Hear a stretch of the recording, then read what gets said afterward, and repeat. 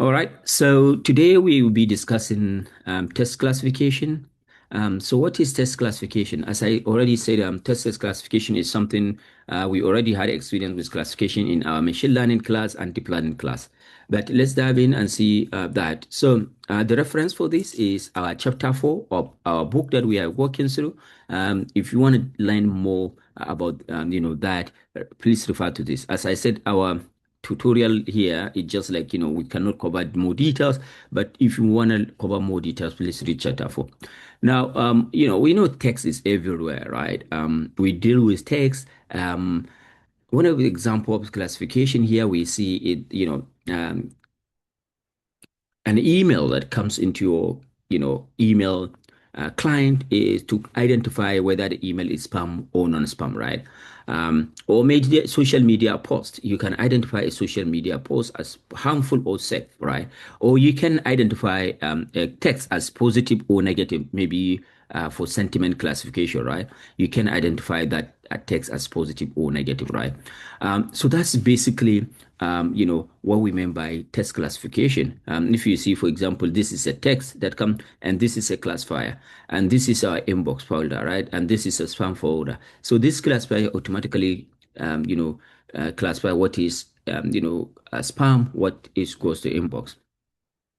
Um, so text classification is one of the most common, widely used NLP tasks. So text classification basically is one of the most common, widely used NLP tasks, meaning that, in NLP we have quite a lot of, we have quite a lot of many tasks. So test classification is one of them that is quite widely used in many tasks. Why? Because we basically do a lot of classification. For example, this is one of our paper, Afri-Senti. So given a text, you are asked to classify if this is positive, negative, neutral. So this is text classification. This is also one of our paper, Afri-Het, which is basically classification to classify a text as positive or negative. This is another paper by us again, our team, Brighter, to classify a text into emotion class. For example, the emotion class, whether is joy, anger, fear also. So this is also test classification. So you can see there are many test classification, which is one of this is also another one. Masakani News is also test classification to classify a text into given a text classify whether this is what kind of news is it? Is it political? Is it is it news related to politics or labor or something like that? News classification. This is also one of another task polar, to classify a text into particular polarization class. But also there is another one with one of Asia Babangida, which is who wrote this to classify a text, whether a text is, machine generated or AI generated. So this is basically an example of what you can do with, classification. So automatically trying to, so you can see here, based on this example that I gave, it shows that we have a lot of, example of classification tags. This one, last one is who wrote this? This Babangida, who is also our fellow from Ariwo Data Science. As you can see, he was able to, wrote a paper and on classification tags. So this is just to show you that some of our fellows have been publishing paper under our guidance. And today I will also announce that we will start, classifying groups, making groups for people. And basically the group we will start doing is for those people that, working, doing, completing the assignment that I finished the certificate. We will start grouping people into like 3 or 2 or 4, and then we will assign a particular topic to them because they show some seriousness. Also, we want to work with people that show seriousness in what they do. So those people will now start giving them, mentorship. We will assign a mentor to them, and then we expect for them to submit paper. For example, there is recently released call for the plan in Indaba also, because the plan in Indaba this year will be in Nigeria, so it's opportunity. But many conferences. But just to let you know that people that are doing the assignment on time will eventually group anybody into groups. So this is just to tell you, like, you can do more with participation in this. So this is just to highlight what we can do, but what is test classification? So basically, this is mathematical definition given any document, right? Any document. When we say document in NLP, it means given like a corpus that is called a document. In NLP, the language for NLP, when you say a document, it means given a data. Data is document, or given a corpus is a document. So given a corpus, with some kind of fixed classes in that, meaning that given a corpus, and in that corpus there are sentences. Some of these sentences are positive, some are negative, some are neutral. So a classification is given a text in this corpus or in this document. The output is predict which class it comes from. So we have predefined classes, maybe four classes. We have positive, negative, neutral. So this is predefined classes. So a test classification is trying to take a single document or single instance from this document and predict which class it comes from. So this is what we mean by test classification. And test classification, one key thing you should know is that it can varies from different kind of stuff. So we may have test classification binary, multi-class, multi-level. So who can tell us what we mean by binary, multi-class, and multi-level? Who can tell us what's the binary, multi-class, and multi-level? Can somebody tell us? So let's start with binary. What is binary classification? What is binary classification? You are free to unmute yourself and talk to us. What is binary classification? Okay, so what we say binary classification is when we have two class to predict, either like true or false. Okay. Or yes. What is multi-class then? Then when we have more than two classes, for example, positive, negative, and neutral, That is called what? multi multi-level. Is it multi? No, you say we have binary, multi-class, and multi-level. What is multi-class? Give us example of what is multi-class classification. So like sentiment analysis task, where we need to predict whether a text is belongs to positive or negative or neutral. So what is So like multi-level?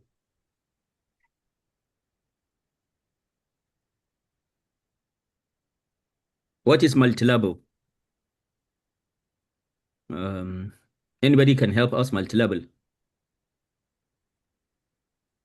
Sukhairaj, what is multi-level? Hello, can you hear me? Hello, Yes, Doctor, can you hear me? yeah. Yeah, for the case of multi-level, I think so. Yeah, the model can assign like a multiple level simultaneously Okay. All right. So let's to see. one Okay. taxis for a Mm-hmm. Twitter level, like positive. Yeah, that's what I'm saying. Okay, let's look Like, at it like in then. the case of a movie that Mm-hmm. has actions, comedy, and romance, it can be classified as one cluster. Okay. Okay. That's just Okay, yeah, so that's fine. So let's look at it. So a binary class is basically a class that either assigns something into two, positive or negative, 0 and 1, right? Come out, for example, sentiment analysis. This is positive, negative, or spam or not spam, or head or non-head. This is what we call binary classification. This is a classical example of classification. Classical and the most simple, example of classification. Head and non-head. This is binary. Saminu, are you there? Saminu,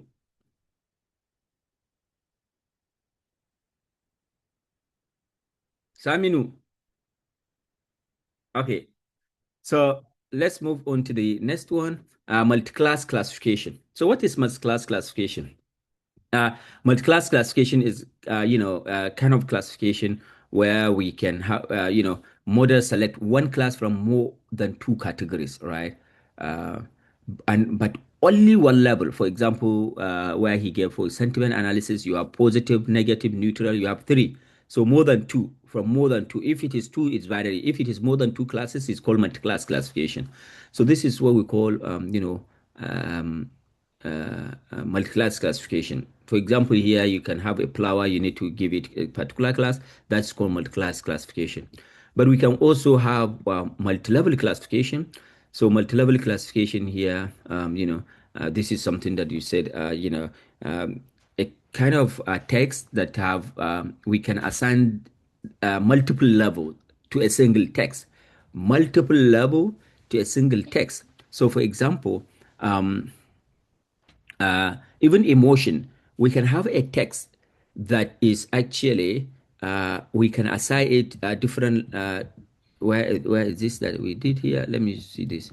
So even emotion, we can have a class. We can assign anger and we can assign fear in it, right? A text we can assign anger and fear, or a text we can assign joy and surprise. For example, somebody like he just give you a new Mercedes car, you can hear that you can show kind of surprise, what, something like that, right? And at the same time you can have a joy. So that's what we call multi-level classification. So when you are doing, for example, emotion classification, that classification is multi-level, meaning that you can assign multiple level to one text. That's multi-level classification. So this is what we call multi-level.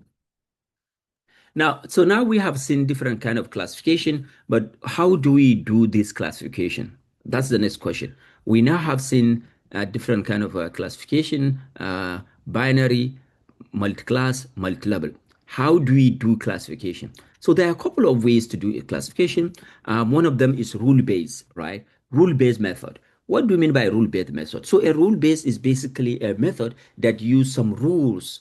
So for example, when I want to classify a text into spam or non-spam. So I will write a program where it will say, if something comes and it contains Nigerian princess, or it can say, it can take, I'm from Nigeria, automatically classify this email as spam. This is what we call rule-based. Use handcrafted linguistic or domain rules, right? So this is what we call rule-based method that automatically classify something. But this is not something scalable. It need a lot of time, a lot of domain stuff needed, And then we have probabilistic models. So probabilistic method are basically that models that use statistics to estimate the class. We have supervised machine learning method where we use machine learning method, and then we now have deep learning models, right, that automatically learn representation from text, such as ChatGPT. All these are deep learning based models using large language model. So as we can see here, we typically have four different, in a nutshell, different approach to do classification. Number one, rule based. So let's look at the rule based.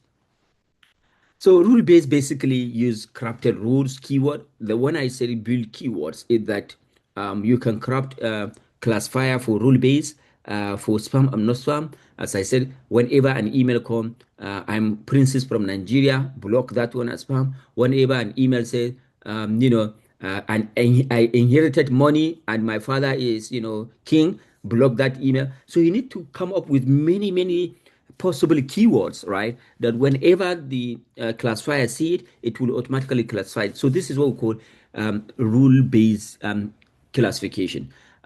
So if the message contains dollars and you have been selected, that is, you may see an email come, oh, that,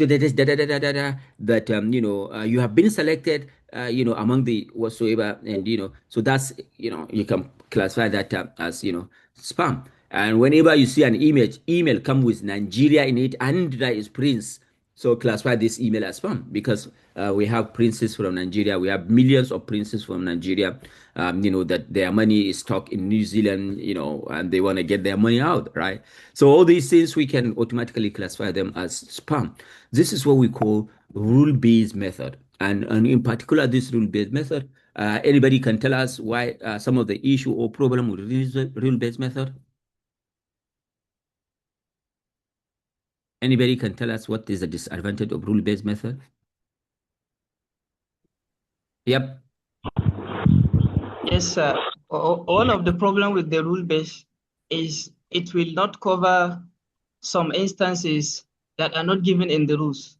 For example, if there is a new instance and you have not given the rule for that, then there is need for you to write a rule that can covers that. Exactly. So you can see these are some of the issue. So of course, the rule base it should have high accuracy, right? Rule base should have high accuracy because if if any email that comes and it is within that rule, it will automatically capture that one. It will not mix it, right? If it is the rule. And it is explainable, meaning that it is explainable. Whenever you classify an email as spam, you can define why it is spam because it's transferable. You can say, oh, this email is classified as spam because it satisfies this rule because it contains priest and it contains dollar and it contains whatsoever, right? So this is what we call basically the strength. What about the time limitation, time consuming, rule break, easily well longer changes, meaning that when you are working on Swahili and now you say you become to Hausa, you need to change, the rules, and also not scalable. You cannot scale this one. So these are some of the issues with, these classification method. And then we have probabilistic classifier. So we see this one rule-based, it classify class into one class level. It is either, for example, spam or not spam, right? Rule-based, it gives you one class, rule-based, no anything. But what about when we say, okay, instead for me to say, okay, this is spam, why can't I say this is probably 90% spam or 80% because there are some certainty in it, so that will give you an idea like this is the how chances that this email is spam. If it is give you 99% it's a spam, it tells you that this is 100% that is spam. If it give you like 49 50 60, it may not. So we have what we call probabilistic classifier, and it give us a confident level of the prediction. So for example, here in a medical case, maybe somebody may do machine learning to decide whether a patient fall into one of these: no disease, meaning that there is no disease; mild and severe. Now you can see here there are three classes: no disease, mild, and severe, right? Now when you do classification, with hard level, and the prediction or classification fell, and you just say no disease, and it turns out that the disease was severe. That means you will cause somebody to die because you say no disease, and the condition is fair. So the probabilistic classifier comes in a way that it says, okay, what they basically is that they assign some probability. So you can see here we have traditional classifier, they assign class, but here we can see that no disease is 50%, mild symptoms 65, and severe is 20%, right? So you can see here, you can check, okay, there is some mild, it's not that, so you can make decision. If you are a medical doctor with this percentage probability, you can take a decision. It didn't give you the one class, but it will help you to make decision. But what is the strength of this? It provides confidence, and useful in risk sensitive applications. Like for example, in medical domain, this is really good, or financial. So let's look at an example why this is good. These are some of the limitations. Less interpretable. Why is less interpretable? Because it's probability. It just gives you number. It's not following any rule. Require more expensive than rule based, because the rule based is very simple. It doesn't need any large resource. But for machine learning, if you need have large amount of data, you need more instances. So this is an example of risk sensitive example. So maybe we have a transaction that is being executed, and now the probability that that transaction is fraud is 0.1. Is it high probability or low probability?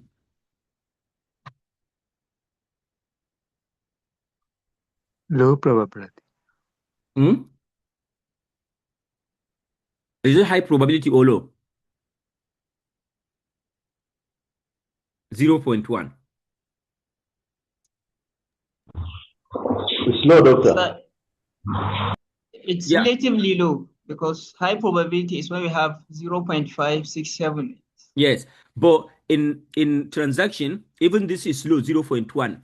You have a probability that this transaction is fraud, 0.1. It's low. Do you just ignore it or you need to check? I have to check, sir.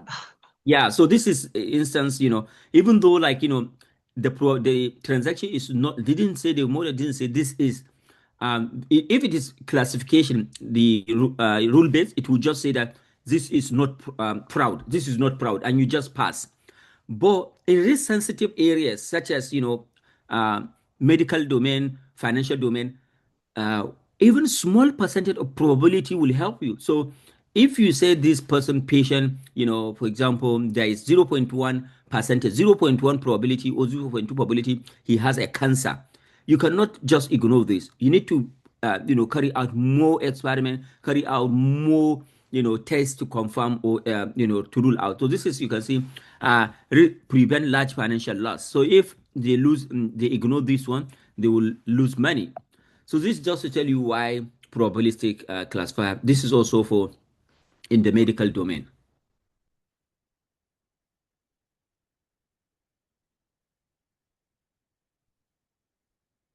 Okay. So probabilistic classifier is really good. It enhances decision making, reduce errors, and allow for more flexible system. Now we have seen two approaches to do classification. Number one, we have seen rule based, right? We have seen rule based. Number two, we have seen what do we have? One we have. Oh, okay. Probabilistic. Probabilistic, and now we have seen we're gonna see supervised machine learning. All right, so what is supervised machine learning? So for a lot of us here, we did a machine learning class and deep learning, so we are familiar with supervised machine learning. So we may not go into deep because we have like fellowship for that we spend 4 months doing machine learning, and we know in our fellowship we discuss these are some of the stuff we already know. Uh, you know, uh, excuse me. You can see here, of course, for doing classification or any other thing, machine learning is the most commonly widely used. The goal is to learn from data. This is your full data, for example. This is your full data, and we divide the data into features and target. We do split into text and test, white trend and white test, and we did prediction. This is something that we are familiar with, in our normal, class. That's what we do. So, what also machine learning does, given this thing that we already say, we have a classifier that learn how to map, given a document, how to, give a particular class. So in machine learning, we end up at the end of the day, we have document, we have piece classes. When we state a set of hand level document, for example, given D1 document, this is a class. For example, this is a text, this is positive. This is another text. I love this car. This will say this class is positive. I hate this car. This class will be negative. So given instances of this, a text and the label, given text a label, text a label, text a label, we train them, and then at the end of the day, we have a classifier here that learn how to, given any document, unseen document, it says this is a class. This is a class. So this is basically the machine learning. This is basically the machine learning definition, and this is what we do basically to train our model. So just to let you know, machine learning, we have did in machine learning in our class where we did our fellowship of machine learning. This is a fellowship in NLP, so we are not going to discuss this more in detail. And these are some of the machine learning approaches we know. All right. Lastly, the deep learning method, which basically this is where we currently heading. Everything now is using deep learning, such as large language model now. And this started from neural networks such as CNN and RNN and other stuff. So that's what we'll be discussing in the next class. But we also know whenever you do classification, we have what we call evaluation of text classification. So evaluation is whenever you do prediction, how can you evaluate that prediction to say that this is good? We have a couple of evaluation metrics that we already also did in our machine learning class, such as accuracy, macro precision, all this one. So we discussed this in that. But I want to single out some of the most commonly widely used metrics. Number one is percentage accuracy. So accuracy basically is measure or the correct prediction. So if I said this is a data set and we want to predict how many people are gonna have a cancer. So in the next 1 year also. So accuracy predicts the percentage of accuracy, prediction, percentage of correct prediction. But it has some issues. The accuracy works well only when you have a class or balanced data set, and when your class when not used, class can be misleading. This is what we say. When you have accuracy as a metric, use it only when you have balanced data set. For example, I want to train machine learning model to do classification for things maybe positive and negative. When you are positive class, you have 1,000 positive and you have 1,000 negative instances. So 2,000 all, and you want to do binary class, it is fine. You can use accuracy. But in a situation whereby you have 1,000 positive instances and you have 10,000 negative instances, then basically accuracy is not a good metric to use. It can be misleading, and there are better metrics to use when your classification is is unbalanced. There are better metrics. So this is an example of the issue you have if you have an accuracy. So let's assume that here we want to do email classification. So the data set, for example, contain 1,000 emails, 1,000 emails, and 50 of these emails are spam, 950 are not spam, right? Among this email. Now, what will be the accuracy? So the accuracy here is that we can have a lazy model, a model that just predict not spam for everything. So in this 1,000, spam 50, spam not spam 950, we have 1,000. So now let's assume we take a model, and that model predict everything of not spam. So if it predict everything as not spam, we know that accuracy, what accuracy does is that it correct prediction and total prediction, right? So now when it just predict not spam everything among the 9,000, it predict everything not spam. So you can see that it get 950 emails correct, because also already not spam are 950, right? And the 50 that are not spam, it misses all 50 spams emails, because it predict all the 1,000 as not spam. Just to give you an example. So that means when we are going to calculate the accuracy, we say accuracy is 950, correct prediction, because it predict the 950 emails as spam, which is true, and then all over what? Total prediction. What is total prediction? 1,000, right? So you can see 950 over 1,000, which is 95%. In this case, we will say this model is excellently doing well because it has 95% accuracy. While it's a very dumb model, it has not classified any of this spam as not spam, right? It just it has not classified this non-spam. It just classifies everything of this as non-spam. So you can see the reason why here we say, oh, this model is very good. It has 95% accuracy. However, it's a dull model because there is this kind of misrepresentation or uneven class, balanced class. So accuracy is not a good, representative or a good metric to, do classification tasks if they are unbalanced data. Any question?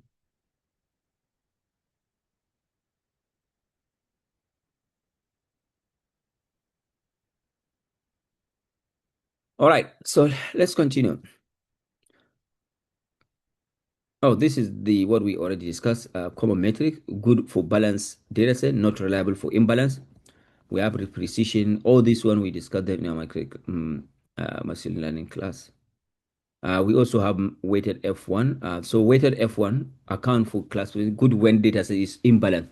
So you can see weighted F1 here. imbalanced data set. So when you have some kind of imbalanced data set, so use weighted. So we have weighted F1, because sometimes we say, let's report F1, which is or macro or micro F1 class. But in machine learning or in NLP, what we normally report is weighted F1. Weighted F1. So there is this formula for scikit-learn. Scikit-learn, you can just call the formula for weight F1 to calculate, and it's good for imbalanced data sets. So test classification, normally, if the class data is balanced, just use accuracy. If it is not balanced, use weighted F1, because weighted F1 is just the weighted of these, not macro and micro, all these performance. Okay. Any question? All right. So now we have seen different kind of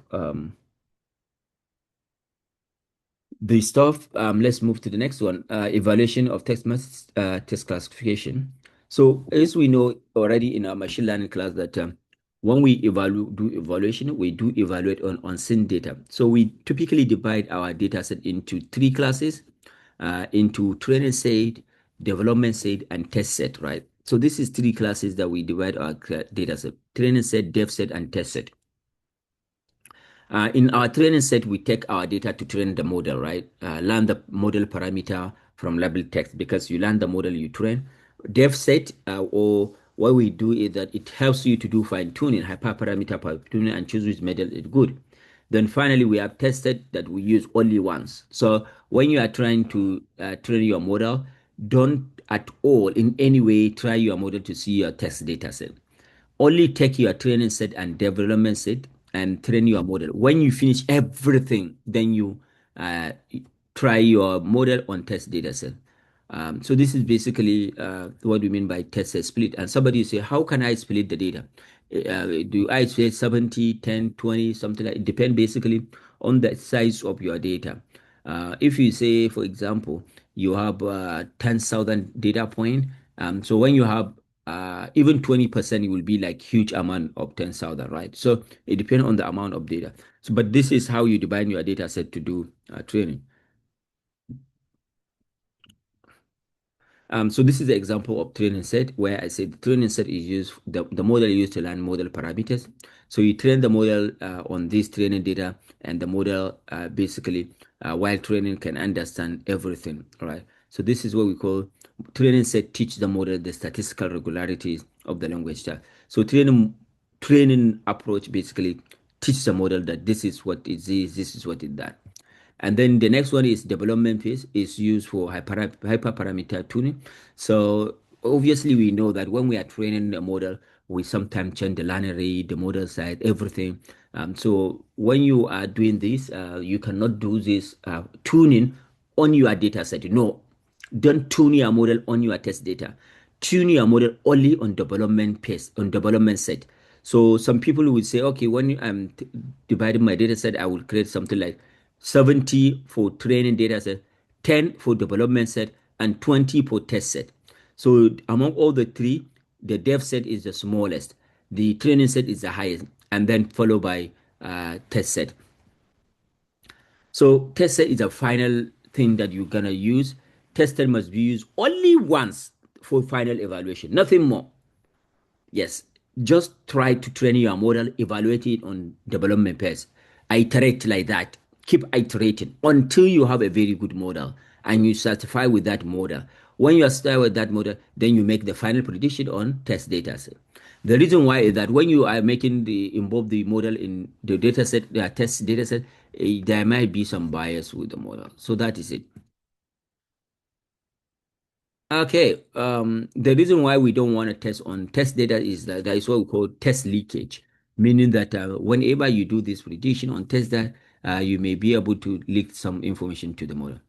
So I think that's what we got today. In today classification. In NLP generally, we basically deal with, how we verify or evaluate a system in on-set data. So we don't evaluate as a system on the data that the model has already seen. So this is basically the end of our today's session. Let me share the this as well.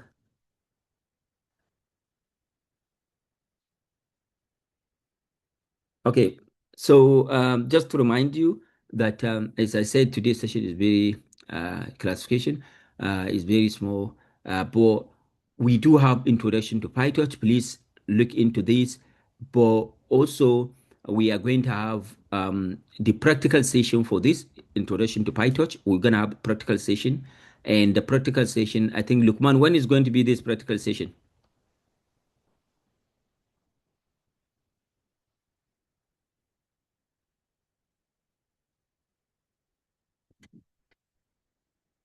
Lukman, when is going to be? Is it tomorrow? Oh, is Lukman here? We cannot hear you, Lukman.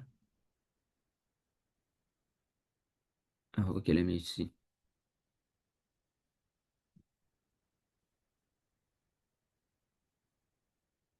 Okay, so I think we're gonna have this class uh, for the PyTorch today or on Monday. I'm not sure Lukman is leading the session.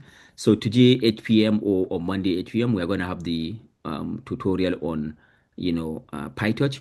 But these are some of the readings for the test classification. If you want to learn more about test classification, read this chapter 4 from the book we already gave. This is the book. You can have it here. We also want to make sure that you please submit your skill badge for your course for this Google DeepMind course we already gave, which is part of the course you need to complete to receive certificates from Ario Data Science. So this is, series of courses we already share with everyone. We ask you to finish the first course. Some of you have already finished and they share their certificate. But if you haven't done so, we give you up to Sunday to finish your certificate, and share with us. And now, One question. I think the form is read only. I was trying to write, but I couldn't. no, it's not. It's a form that we shared a form for anybody. It's not. Okay. Not on the Excel, right? Mm-hmm. Okay, thank you. Yeah, we share a form where everyone will put his own. Okay. Yeah. So also, as I said, we'll start categorizing only people that submitted this, certification that they started doing that shows seriousness. So only these people will start. By tomorrow, we'll start grouping them into a group of people that they will start working for writing papers. So since now we'll start giving them topic, giving them topic, showing them the mentorship, how they can, write paper. At the end of the day, by this fellowship, each group will have their own paper. Even if you want to have your own paper separate to write your own research paper, for example, if you are doing masters and in your masters you have, you are working on your project and masters, you can bring that one as something that you want to work on as a project so that we can guide you along the way. If you are doing PhD as well, you can bring one of the topic you want, and then we can guide you along the way to write the paper. But that thing we already said, this is NLP. Everything should be related to NLP. So yeah, so I think by today, Bala will, or by tomorrow, will share with you the update about grouping. And what we expect is that each group we do, the teams, they should be meeting like once weekly or two to start discussing about the idea, and up to when they start writing the paper, doing some experiment. And we will assign mentors to each group where they will start having some mentorship guide on how to write paper. And also, we are aware some of you, they don't know how to write paper in LaTeX. So we will also have a session on writing in LaTeX. So writing in LaTeX, is what we normally do. We don't write papers in Microsoft or Word. We write my papers in LaTeX. So you obviously use Overleaf. Some of you, if you don't know Overleaf, so this is something that we do to write papers in Overleaf. So we'll teach you how to use Overleaf to do that. So for some of the badge, we said, if you look at this, no, this one.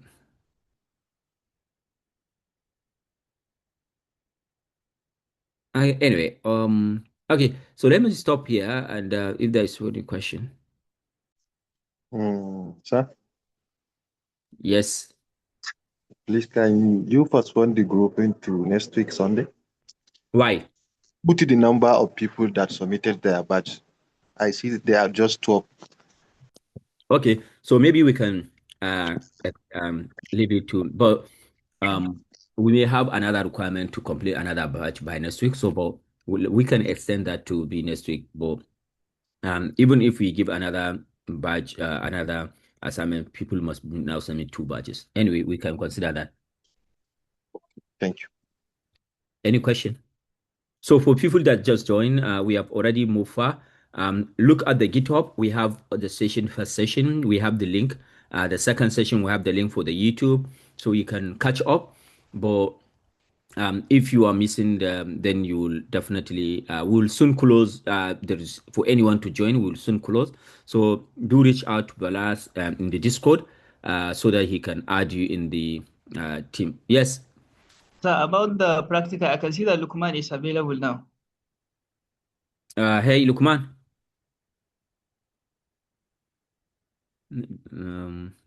Maybe it's not around. Anyway, yeah, maybe we can.